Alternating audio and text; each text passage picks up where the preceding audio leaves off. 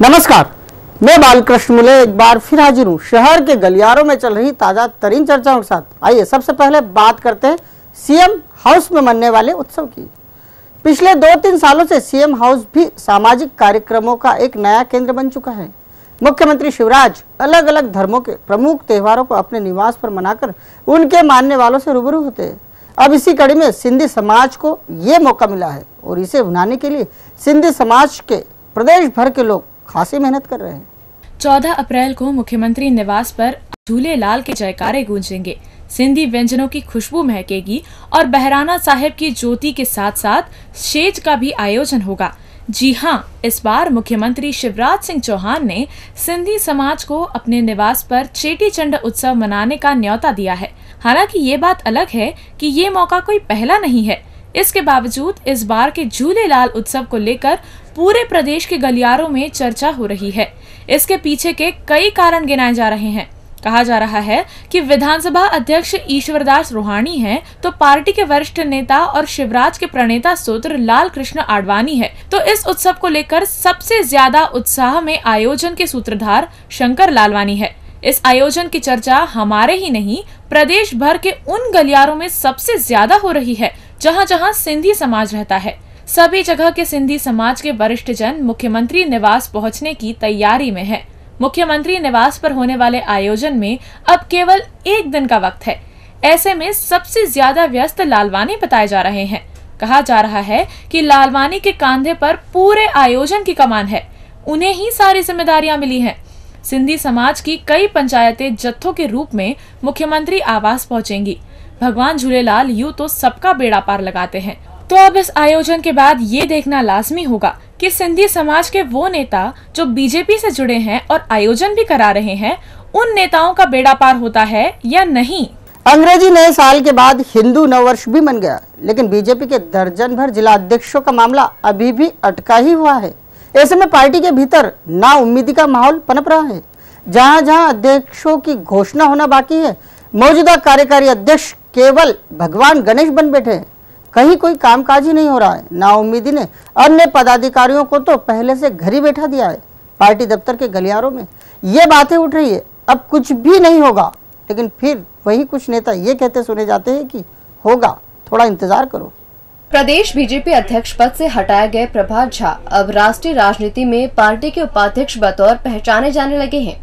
इधर प्रदेश अध्यक्ष नरेंद्र सिंह तोमर को मध्य प्रदेश के बीजेपी अध्यक्ष बतौर काम संभाले हुए भी 1 नहीं, 2 नहीं, 3 भी नहीं, बल्कि पूरे 4 महीने होने को हैं। लेकिन बावजूद इसके पार्टी विथ डिफरेंस का नारा देने वाली बीजेपी पता नहीं क्यों संगठन स्तर के पदाधिकारियों के नामों की घोषणा लगातार टालती ही जा रही है। जी हाँ, हम फिर से उन्हीं 12 जिला अध्यक्षों के नामों की घोषणा की चर्चा कर रही हैं, जिनके लिए पार्टी दफ्तर में ही नाउम्मीदी का माहौल पनप रहा है। पार्टी के गलियारों में ही कहा जा रहा है कि लगता नहीं कि पार्टी कोई निर्णय ले पाएगी। इधर कार्यकर्ताओं का ये भी कहना है कि पता नहीं क्यों हमें ऐसा लगता है कि अब घोषणा शायद ही हो पाए। पार्टी कार्यालय में फैली इस नाउम्मीदी ने पार्टी कार्यालय की कार्य क्षमता को ही छिन्न भिन्न कर रखा है। नगर अध्यक्ष रहे शंकर लालवानी भगवान गणेश की तरह जाकर कार्यकारी की भूमिका निभाते हैं। हाल ये है कि महामंत्री कमल वाघेला हो या अन्य पदाधिकारी मौका मिले तो पार्टी कार्यालय जाते हैं, वरना उन्हीं के साथ ज्यादा मंडराते हैं जिनके वो समर्थक हैं। पार्टी का माहौल चुनावी साल में नगर अध्यक्षों की घोषणा नहीं होने से निढाल सा हो चला है। पार्टी कार्यालय में पारंपरिक आयोजन और बैठकों का सिलसिला लगातार जारी है, लेकिन घूम फिर कर बात वहीं आकर टिक जाती है। अभी तो घोषणा हुई नहीं, फिर हम किसी को कैसे बोल सकते हैं। नाउम्मीदी के इस माहौल में ये बातें भी जमकर सिर उठा रही है कि प्रदेश संगठन को ऐसा क्या डर सता रहा है कि वो एक नहीं पूरे दर्जन भर जिला अध्यक्षों के नामों को घोषित नहीं कर पा रहा है। क्या पार्टी कार्यकर्ता संगठन से बड़ा दिखने लगा है या फिर इससे भी बड़ा कोई कारण है? पूर्व मुख्यमंत्री और वरिष्ठ कांग्रेसी नेता दिग्विजय से 1 माह के अंतराल के बाद एक बार फिर प्रादेशिक राजनीति में सक्रिय हो गए। राजा ने राजधानी पहुंच सबसे पहले नरेंद्र मोदी के साथ शिवराज सिंह चौहान को भी लपेटे में ले लिया, तो पूरे प्रदेश भर में हलचल मच गई। राजा अब इंदौर आने को है और 14 अप्रैल को बाबा साहब की नगरी भी पहुंचेंगे, जिसकी तैयारियां जोर शोर से कांग्रेसी टीओ पर की जा रही है। प्रदेश के पूर्व मुख्यमंत्री और कांग्रेस महासचिव दिग्विजय सिंह एक बार फिर प्रदेश की धरा पर सक्रिय होते दिखाई दे रहे हैं। राजा जहां जाते हैं अपने विरोधियों पर वार करते नजर आते हैं। वो अपने विरोधी दल यानी बीजेपी के नेताओं को तो किसी कीमत पर नहीं छोड़ते। वो जगह जगह भाजपा के सत्तासीन लीडरों को लताड़ लगाते सुने जाते रहे हैं। अब की बार इसकी शुरुआत उन्होंने अपनी भोपाली यात्रा के साथ कर दी। राजा दिग्विजय भोपाल आए और सीधे गुजरात के मुख्यमंत्री नरेंद्र मोदी पर हमला करते करते प्रदेश के मुखिया शिवराज सिंह चौहान को भी झूठा करार दे गए। राजा की इस दस्तक को महत्वपूर्ण माना जा रहा है। राजा एक माह बाद प्रदेश की राजनीति में एक बार फिर सक्रिय हुए हैं। राजा अपनी पत्नी के निधन के बाद पहले राघोगढ़ और फिर पूरा समय दिल्ली ही रहे, लेकिन जैसे ही उन्होंने अपनी राजधानी आमद दी तो वो धमाकों पर धमाके करते सुने गए। एक माह तक पूरी तरह से शांत राजा अब किसी को भी बख्शने के मूड में नहीं दिखाई दे रहे हैं। वो अब पूरी तैयारी में भी नजर आ रहे हैं। कहा जा रहा है कि अब पूरी तरह से प्रदेश में ही सक्रिय दिखाई देंगे। इसकी शुरुआत भी उन्होंने राजधानी से कर दी है। वो यहाँ से राघोगढ़ और फिर राजगढ़ के बाद गुना, शाजापुर, देवास होते हुए इंदौर पहुँच रहे हैं। राजा की सक्रियता ऐसी है कि वो यहाँ भी एक कार्यक्रम में हिस्सा लेने के बाद 14 अप्रैल को महू में बाबा साहेब अम्बेडकर की जयंती के आयोजन में हिस्सा ले सकते हैं। अब राजा के फिर यकायक सक्रिय होने की चर्चा जोर शोर से हो रही है। राजा इधर सक्रिय रहेंगे तो अगले ही हफ्ते सिंधिया बुंदेलखंड में सक्रियता दर्ज करवाएंगे। मतलब अब मैं डाल तू पात पात का खेल बस शुरू होने को ही है। प्रदेश में पिछले 9 सालों से चप्पल चटका रहे कांग्रेसियों के समक्ष अब चुनावी साल में फंड का टोटा मुंह फाड़े खड़ा है। परिवर्तन यात्रा सिर पर है और पार्टी के पास इस तरह के विरोध प्रदर्शन के आयोजन के लिए नगद नारायण ही नहीं है। ऐसे में शहर कांग्रेस अध्यक्ष हैरान और परेशान है और मदद है कि कहीं से भी मिलने को तैयारी नहीं।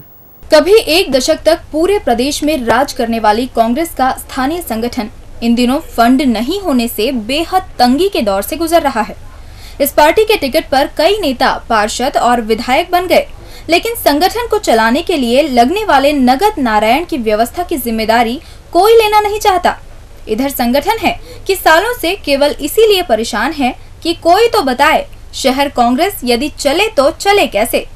आखिर इतने बड़े संगठन को चलाने के लिए लगने वाला खर्च कैसे और कहां से आए। हालांकि ये मामला पिछले दिनों राहुल बाबा के दरबार में भी उठ चुका है, लेकिन नतीजा आज तक नहीं आया। नगद नारायण नहीं होते हुए भी वो फरमान तो आ ही गया जो कम से कम 3 माह शहर कांग्रेस को भोगना है।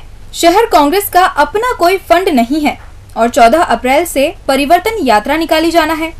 हर वार्ड में आयोजन होंगे। हर दिन के आयोजन का खर्च हजारों रुपए आंका जा रहा है, लेकिन न तो पार्टी फंड में पैसा है, न ही कोई कांग्रेसी पार्टी का खर्चा अपने सिर उठाना चाहता है।